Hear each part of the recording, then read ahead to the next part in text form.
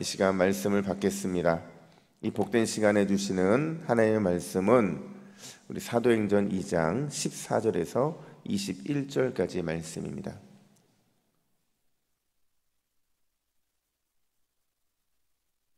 신약성경 188면 사도행전 2장 14절부터 21절까지 말씀, 세상에 감당치 못하는 사람이라는 제목으로 오늘 말씀을 받겠습니다. 우리 14절부터 21절까지 교독하겠습니다. 베드로가 11 사도와 함께 서서 소리를 높여 이르되, 유대인들과 예루살렘에 사는 모든 사람들아, 이 일을 너희에게로 알게 할 것이니 내 말에 귀를 기울이라. 때가 제3시이니 너희 생각과 같이 이 사람들이 취한 것이 아니라 이는 곧 선지자 요엘을 통하여 말씀하신 것이니 일러스되, 하나님이 말씀하시기를 말세에 내가 내 영을 모든 육체에 부어주리니 너희의 자녀들은 예언할 것이요 너희의 젊은이들은 환상을 보고 너희의 늙은이들은 꿈을 꾸리라.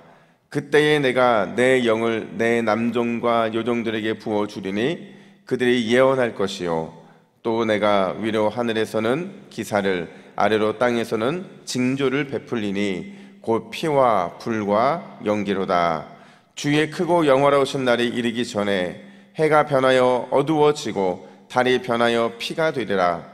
누구든지 주의 이름을 부르는 자는 구원을 받으리라 하였느니라. 아멘. 어떤 사람이 동물원을 갔다고 해요. 근데 동물원에 갔더니 동물원에 한 우리 밖에 팻말 하나가 세워졌는데 그 팻말에 뭐라고 써 있었냐면 세상에서 가장 무서운 동물이라고 써 있는 거예요. 그러니까 주의하라는 거죠. 그러니까 사람들이 이걸 보니까 궁금한 거예요. 도대체 어떤 동물이 세상에서 가장 무서운 동물일까? 사자나 호랑이와 같은 육식 동물일까?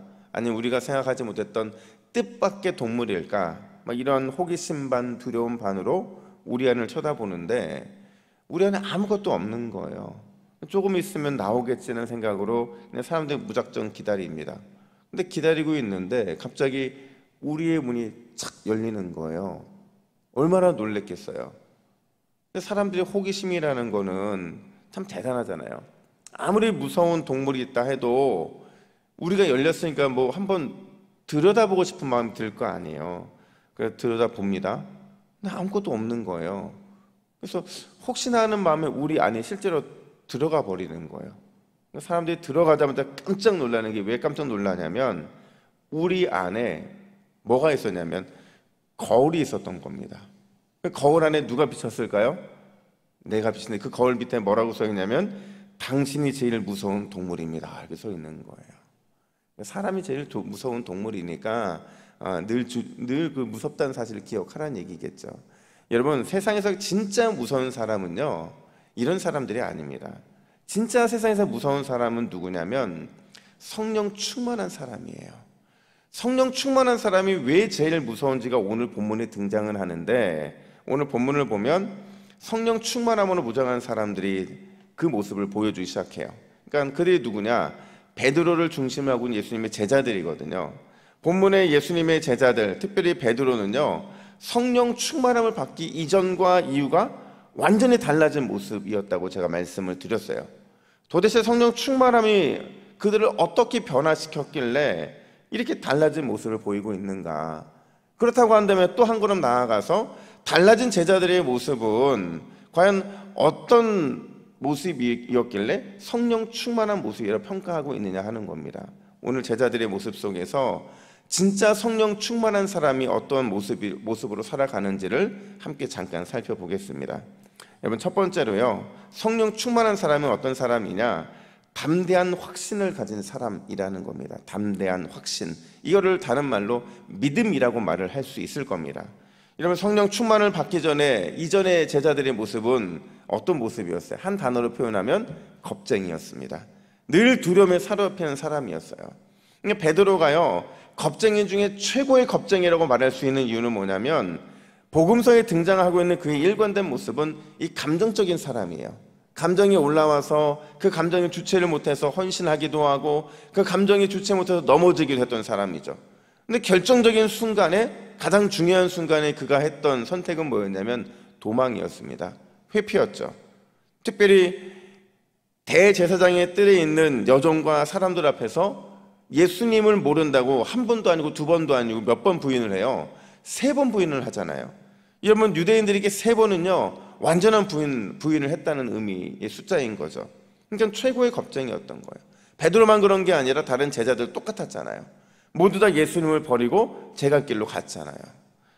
근데 여러분, 오늘 본문에 보면 성령 충만을 받은 이후에 그들에게 어떤 변화가 일어났다고 말하고 있냐면, 우리 14절 말씀을, 14절 같이 있습니다. 함께 있습니다. 시작. 베드로가 11사도와 함께 서서 소리를 높여 이르되 유대인들과 예루살렘에 사는 모든 사람들아, 이 일을 너희로 알게 할 것이니 내 말에 귀를 기울이라. 아멘.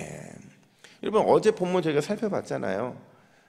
원래는요 여러분, 그 마가의 다락방에 모여 있었던 이 사람들이요 그렇게 모여 있으면 안 되는 사람들이었어요. 특별히 예수님의 어머니, 예수님의 가족들은요 예루살렘 안에 십자가에 못 박힌 사람의 가족들이 머물러 있는 자체가 위험한 거였고요, 십자가에 못 박힌 사람의 그 지인들이 그렇게 모여 있는 것 자체가 문제가 될 수 있는 거였죠. 그런데 오늘 본문에 보니까 함께 서서 소리를 높였다 이렇게 말하고 있어요. 함께 서서 소리를 높였다는 게 뭐예요? 제자들 모두가 일제히 일어나서 담대한 확신으로 대중 앞에 서서 복음을 부끄러워하지 아니하고 예수님을 부끄러워하지 아니하고 담대하게 복음을 전했다는 거잖아요. 이제 더 이상 그들은 비겁자도 아니고 숨어있는 사람들도 아니고 겁쟁이도 아니었다라는 거죠. 여러분, 이런 질문을 할 수 있잖아요. 분명히 한 달 전이에요. 40일이 한 달 전인데 한 달 전만 해도 그들은 너무나도 극심한 두려움에 사로잡혔던 사람인데 어떻게 이런 변화가 일어날 수 있을까? 바꿔 말하면 왜 성령 충만하면 이 마음의 두려움이 사라지느냐 하는 겁니다. 여러분, 그 이유가 뭐냐면요, 성령님께서 내 마음을 완전히 통치하시기 때문에 그렇다는 거죠. 완전히 나를 다스리시는 거예요. 성령께서 내 마음을 덮어버리셔서 그 안에 두려움이라는 그 두려움이 나올 수 있는 길들을 다 막아버린 겁니다. 여러분, 마음에 두려움이 있다가도 성령님의 강력한 통치가 이루어지면 그 마음에 있는 두려움은 물러가게 돼 있어요. 물러간 그 자리에 뭐가 채우느냐? 담대함과 확신과 믿음과 소망, 이런 하나님이 주시는 성령의 마음들로 그 마음에 채워진다는 거죠. 그러니까 여러분, 성령에 충만한 사람은요 눈에 보이는 게 없어요. 눈에 보이는 게 없어요. 성령에 충만한 사람은 물불 가리지 않고 성령께서 부어주시는 마음에 이끌려 순종할 뿐이라는 거죠. 그래서 세상에서 가장 무서운 사람이 어떤 사람이에요? 성령 충만한 사람이에요. 반대로 세상에서 가장 쉬운 사람은 누구일까요? 성령 충만하지 않은 사람이라는 거죠. 제가 아는 한 집사님 중에서요 정말 소심한 분이 계세요. 수줍음이 많아요. 그럼 누구 앞에 나가는 걸 정말 꺼리고요, 진짜 나가면 얼굴이 너무 빨개가지고 막 두려워, 옛날 제 모습을 보는 것처럼 누구 앞에 서는 걸 되게 두려워하시는데, 근데 문제는 이 집사님 가정의 내력이요 염려가 많은 집안인 거예요. 그러니까 늘 만나서 뭐 집사님 요즘 기도 제목 없어요 물어보면 이분이 늘 했던 말씀이 어떤 말씀이었냐면 너무 많다는 거예요. 무슨 이것도 걱정이고 이것도 걱정이고 이것도 걱정이고. 제가 그분으로부터 걱정 아닌 말을 들어본 적이 없어요. 심지어 이루어지지 않은 일에 대한 막연한 두려움도 염려도 되게 많았거든요. 근데 참 신기한 게요, 이분이 이 두려움을 떨쳐낼 때가 있어요. 아니, 떨쳐내기보다는 굉장히 담대할 때가 있어요. 그때가 언제냐면 기도만 하면 그렇게 담대해져요. 기도만 하면 뭔가 힘을 얻고 오는 거죠. 그래서 제가 물어봤더니요, 하루는 이렇게 어떤 염려를 했냐면 남편이 공사를 했는데 공사 대금을 못 받을까 봐 걱정인 거예요. 근데 아니나 다를까 자꾸 공사 대금을 차일피일 미루면서 막 안 줄 것처럼 막 그런 꼬투리를 잡고, 이건 뭐 이런 하자가 있고 이건 이런 하자가 있고. 그러니까 이 집사님은 남편도 우유부단한 분이 좀 있어요. 그런 면들이. 그러다 보니까 너무 답답한 거예요. 근데 두려운 거죠. 공사한 돈을 받지 못하면 결국 이런 일이 발생할 거니까. 근데 그분이 기도하고 가세요. 빡세게 기도하고 가서 남편도 해결하지 못한 공사 대금을 받아오는 거예요. 그거 저한테 보여주시더라고요. 이게 공사 받아온 거라고. 아들이 학교에서 문제가 생겼는데, 여러분 아이들이 문제 생기면 엄마들이 얼마나 힘든지 몰라요. 가장 먼저 하는 게 막 화도 내지만 눈물도 나고 막 그러잖아요. 근데 이분이 기도하고 가서 그 아이의 문제 싹 정리하고 오시는 거예요. 제가 한 번은 물어봤어요. 그래서 집사님, 어떻게 집사님은 이렇게 소심하고 염려가 많은 분인데 어떻게 이렇게 기도만 하면 담대한 마음을 갖습니까? 근데 그분 대답이 딱 하나였어요. 모른다는 거예요. 자기도 왜 자기 마음이 기도만 하면 이렇게 담대해지는지 모른다는 거예요. 또 자기는 그렇게 소심한데 그렇게 논리적으로 말을 할 수 있는 이유를 잘 모르겠다는 거예요. 근데 기도하면 하나님이 내 안에 계신다는 건 느껴진다는 거예요. 나와 함께 하시는 하나님이 느껴지기 때문에 담대할 수 있다. 그것밖에 자기는 설명이 안 된다는 거죠. 여러분, 우리가 성령에 충만해야 되는 이유가 뭔지 아세요? 그 이유는요, 이 세상은 근심과 염려와 걱정과 불안이 판치는 세상이에요. 근데 그 판치는 세상에서 우리가 영적으로 승리하기 위한 하나님 나라의 정병들로 부름받았기 때문이라는 거예요. 달라야죠. 세상이 우리에게 걱정과 불안과 염려와 근심을 주지만 우리 하나님의 정병들은 그 모든 것들을 극복하는 삶의 모습을 보여야죠. 어떻게 해요? 성령 충만함으로. 나는 너희들과 다른 삶을 산다. 나는 똑같이 근심거리, 염려거리, 걱정과 불안은 늘 나도 갖고 있지만 나는 이런 것과 싸우라고 부름받은 하나님의 정병이라는 사실을 우리는 기억해야 한다는 거예요. 일반 정병도 아니고요. 요즘 최근에 TV에서 유행하는 것처럼 영적 해병대이고요. 영적 UDT고 영적 강철부대원이라는 거예요. 그런 우리가 성령 충만함을 왜 사모하지 말아야겠습니까? 오늘 이 새벽에 성령 충만함을 구하시기를 간절히 축복합니다. 성령 충만함으로 하나님 나라의 정병답게 담대하게 무장해서 오늘 하루 승리하는 저와 여러분 되기를 간절히 축복합니다. 뿐만 아니라 두 번째로, 이게 진짜 핵심인데요. 성령 충만한 사람은 어떤 사람이냐? 말씀의 영이 충만하게 임하는 사람이라는 거예요. 말씀의 영이. 여러분, 오늘 본문이요, 베드로의 첫 설교예요. 제가 오늘 베드로의 첫 설교를 내일도 또 주일도 살펴보게 될 텐데 이 설교를 쭉 보면서요, 제 옛날 첫 설교가 생각이 나는 거예요. 여러분 보시기에 제가 첫 설교 잘했을까요? 못했을까요? 기가 막히게 망쳤습니다. 제가 한 거는 회개밖에 없었어요. 그러니까 그 회개를 사람들 다 은혜 받더라고요.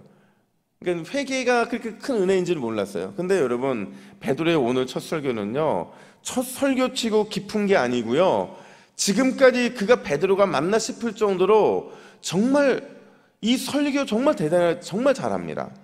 신구약을 관통해서 설교하고요, 확신 있게 설교하고요, 그 관점 자체가 완벽했어요.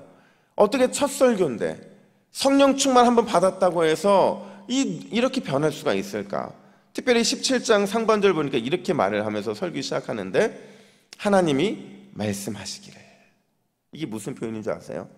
구약에 선지자들이 하나님의 말씀을 대언할 때 했던 표현들이라는 거예요. 그러니까 지금 베드로의 마음속에는 나는 신약 시대에 하나님께서 보내신 선지자이고 메신저라는 이 확신을 가지고 복음을 전하고 있다는 겁니다. 특별히 그 내용을 보시면요, 요엘 선지자의 예언의 말씀은 그가 풀어주는데요, 17절부터 21절의 내용을 요약하면 이런 거예요. 그러니까 제가 어제도 말씀드렸지만 이런 어떤 기사와 표적과 이 모든 것들은요, 여러분 하나로 딱 뭉치게 돼 있어요. 그게 뭐냐면요, 성령이 임하시면 세대를 초월하고 성별을 초월해서 또 지역을 초월해서 살아 역사하시는 하나님의 말씀에 충만함이 임하게 된다는 거예요. 그러니까 이게요, 성령이 임하게 되면 어떤 현상이 나타날 때도 있어요. 하지만 그 현상이 나타나는 건 보편적이진 않아요. 근데 대부분 성령이 충만하면 어떤 현상이 나타나냐면 내 안에 말씀으로 꼭꼭 채워집니다. 완전히 말씀으로 날 덮여져요. 특별히 요엘 선지자가 그 얘기하는 거거든요. 종도, 상전도, 부모도, 자녀도 어떤 시대나 성별과 지역을 초월해서 하나님의 말씀의 충만함이 우리에게 임하게 될 거라는 거예요. 그리고 그 하나님의 말씀은 우리에게 심판이 아니라 구원에 이르게 만든다, 이 얘기를 하고 있는 겁니다. 왜요? 성령님은요, 말씀을 통해서 하나님의 마음과 생각을 우리에게 보여주시기 때문에 그런 거예요. 그러니까 하나님의 말씀이 우리의 어두운 영혼을 밝혀서 하나님을 아는 지식으로 충만하게 채워지기 때문에 그렇다는 겁니다. 여러분, 이런 사람이 어떻게 지혜를 누리지 않겠어요? 어떻게 이런 사람이 하나님의 지혜로 충만하지 않을 수 있겠냐는 거예요. 여러분, 우리 모두는 성령 안에서 말씀의 영으로 충만해지기를 간구해야 되는 줄로 믿습니다. 말씀의 영으로 충만해지면요, 여러분, 말씀이 우리를 이끌어가요. 그냥 말씀에 순종하게 되면 우리 가는 길이 그냥 베스트 웨이가 되는 거예요. 최선의 길이 되는 거죠. 심지어 우리를 하나님께서 그때그때마다 담대함으로 말씀 전하는 전도자로 사용하신다라는 겁니다. 여러분, 말씀을 사모하며 그 말씀을 우리가 말씀의 영으로 사로잡히게 될 때에 우리 교회는 놀라운 일들이 많이 일어나게 될 줄로 믿습니다. 우리 부모 세대의 말씀에 사로잡히면 다음 세대에 하나님의 사용하시는 놀라운 사람들이 세워지는 거예요. 역사가 그걸 증명하거든요. 위대한 믿음의 사람이 단독으로 세워진 일이 결코 없어요. 그 이면을 들어가 보면 기도하는 부모가 있고요, 그 이면으로 들어가면 기도하는 교회가 있더라고요. 우리 교회가 그렇게 다음 세대를 키워내는 복된 교회로 쓰임받기를 간절히 축복합니다. 여러분, 오늘 기도할 제목은 이거예요. 주님, 나를 성령으로 채우사 담대하게 하여 주시옵소서. 담대한 영적 강철 부대가 되게 하여 주시옵소서. 말씀의 영으로 충만하게 하사 진리로 세상을 분별하게 하여 주시고 진리로 세상과 싸워 승리하는 오늘 하루가 되게 하여 주시옵소서. 이 굳건한 믿음의 고백과 간증, 그걸 사모하면서 오늘도 기도함으로 달려나가는 저와 여러분 되기를 예수님의 이름으로 축복합니다. 아멘. 기도하겠습니다. 하나님 아버지, 감사합니다. 오늘 이 새벽에 이미 이 자리에 있는 것만으로도 성령께서 우리에게 충만하게 임하시는 줄로 믿습니다. 영적 담대함을 가지고 기도함으로 나아가게 하여 주시고 기도할 때에 우리 안에 말씀의 영으로 충만하게 채워주셔서 오늘도 우리가 세상에 나가 살아갈 때에 진리로 세상을 분별하고 진리로 세상과 싸워 승리하는 은혜의 길들을 열어갈 수 있도록 역사하여 주시옵소서. 주님을 고대하고 갈망합니다. 오늘 이 새벽에 우리를 만져주시고 채워주시옵소서. 감사드리며 예수님의 이름으로 기도하옵나이다. 아멘.